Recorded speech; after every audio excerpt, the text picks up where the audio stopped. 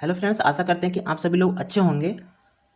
ANM dB प्रपत्र में कुछ समस्या आ रही है आपको फिल करने में। जैसे प्रपत्र 4 है, प्राप्तांकों का विवरण, उसमें आपको फिल करने में प्रॉब्लम आ रही है। ग्रेजुएशन के मार्क्स हो गए या फिर एएनएम के हो गए, और साथ ही साथ जो आपका बैंक डिटेल है, बैंक चालान, वो कौन सी भरें और कहाँ क्या भरें, ये समझ नहीं आ रहा कुछ बच्चों को। और जो संविदा पर हैं, तो संविदा की जो उन्होंने एक्सपीरियंस डिटेल डाली है, वो क्या डालें और कैसे डालें, आपको लाइव भर करके दिखाएंगे प्रपत्र को।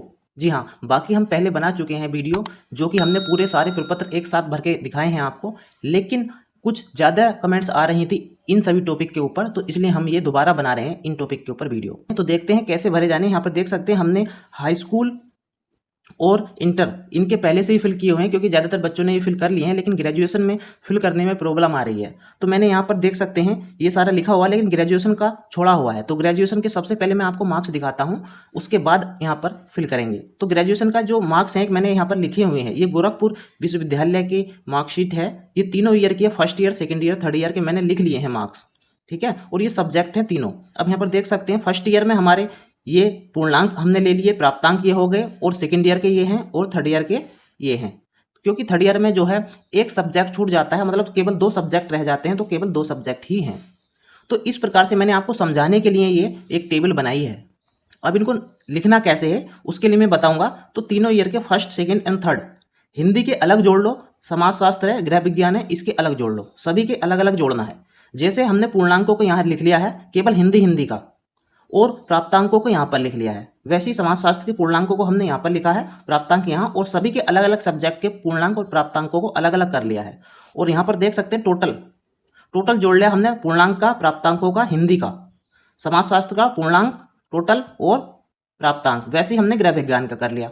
अब आपको भरना क्या है, ये मैं क्यों दिखा रहा हूँ आपको करना कैसे है, जोड़ना कैसे है, ये दिखा रहा हूँ। क्योंकि फर्स्ट ईयर के हिंदी के, सेकेंड ईयर के हिंदी के, ये जुड़ेंगे। यहाँ पर देख सकते हैं हमने जोड़े हुए हैं, क्योंकि first year, second year, third year तीनों में अगर एक ही विषय है, जैसे समाजशास्त्र है, तो फर्स्ट ईयर के नंबर, सेकेंड ईयर के नंबर और थर्ड ईयर के नंबर, तीनों को एक साथ जोड़ना है, फिर लिखना है प्रपत्र के अंदर।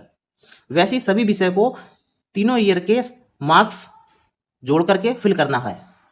वैसे तो हम पिछली वीडियो में बता चुके हैं, लेकिन इसमें लाइव भर के दिखा रहे हैं। हमने यहाँ पर देख सकते हैं पूर्णांक टोटल लिख लिए हैं।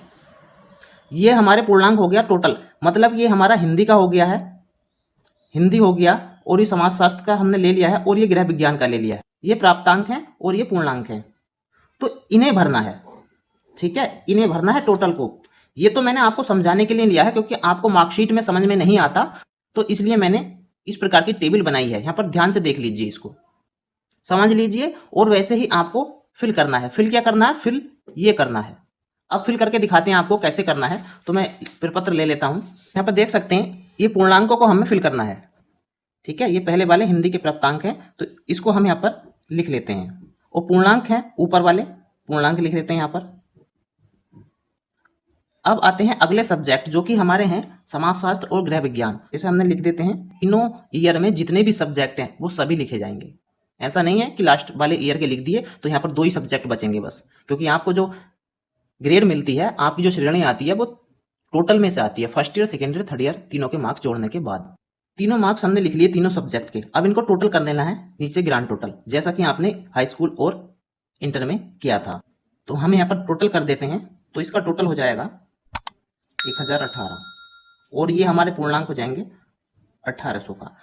क्योंकि ये गोरखपुर विश्वविद्यालय की मार्कशीट है, आपकी हो सकती है एमजेपी की हो, तो उसमें जो पूर्णांक होगा 1200 का होगा, तो पूर्णांक में अंतर हो सकता है, वो आप अपने हिसाब से देख लेना। अब बात आती है एएनएम की, क्योंकि एएनएम में अब इतने कॉलम यहाँ पर बचे नहीं, क्योंकि एएनएम के दोनों साल के अगर सब्जेक्ट जोड़ेंगे तो 10 से 11 सब्जेक्ट हो जाते हैं, और इतने कॉलम यहाँ पर बचे नहीं है, तो उसको फिल करें या ना करें।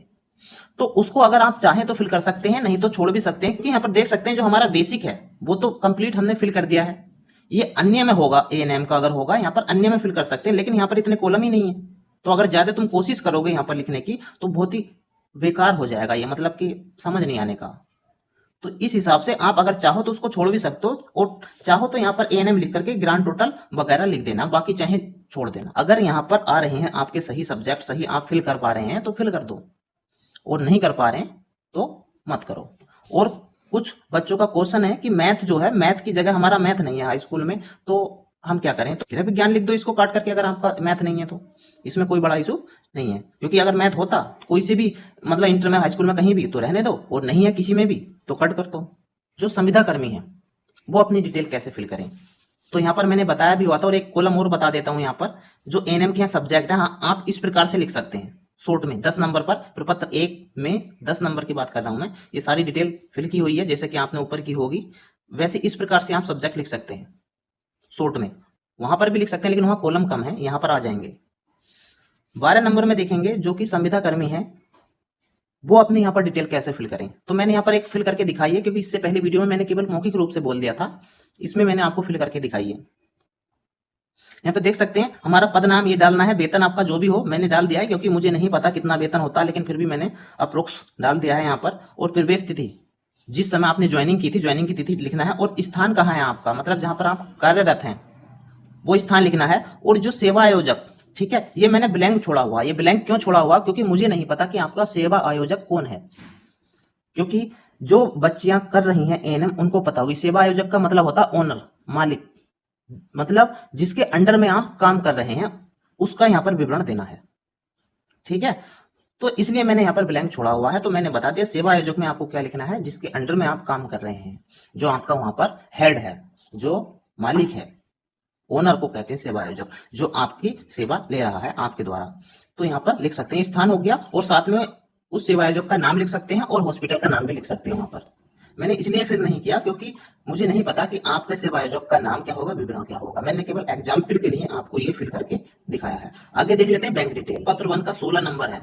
16 नंबर में काफी बच्चों को कंफ्यूजन हो रहा था कि 25 रुपए वाली जो फीस कटी थी वो फिल करें या 200 वाली फिल करें, तो इसलिए मैंने आपको लाइव दिखाने की कोशिश की है।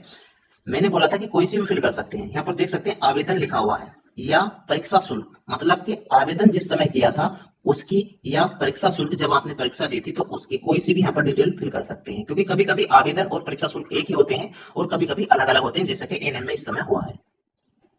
तो अब जैसे ये अलग अलग है तो हम इसमें परीक्षा शुल्क ही डालेंगे, क्योंकि मेन हमारी ये है जिसमें एडमिट कार्ड हमारे आए थे।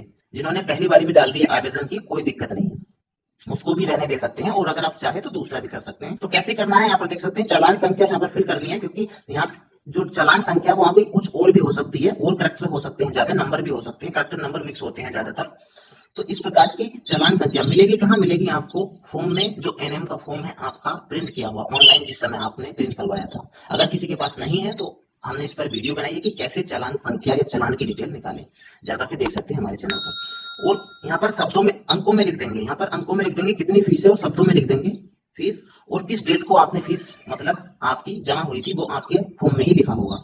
और बैंक का नाम लिख देंगे, किस बैंक के थ्रू हुई थी, मतलब कि आपने किस बैंक के थ्रू फीस पेमेंट की थी, जैसे state bank, Punjab national bank या अदर, ज्यादातर स्टेट बैंक से कर देते हैं। और जनपद कौन सा था, मतलब जहां आपने फीस जमा की थी, आप जहां जनपद के रहने वाले हैं उसी जनपद से करेंगे, तो अपना जनपद यहाँ पर फिल कर देंगे।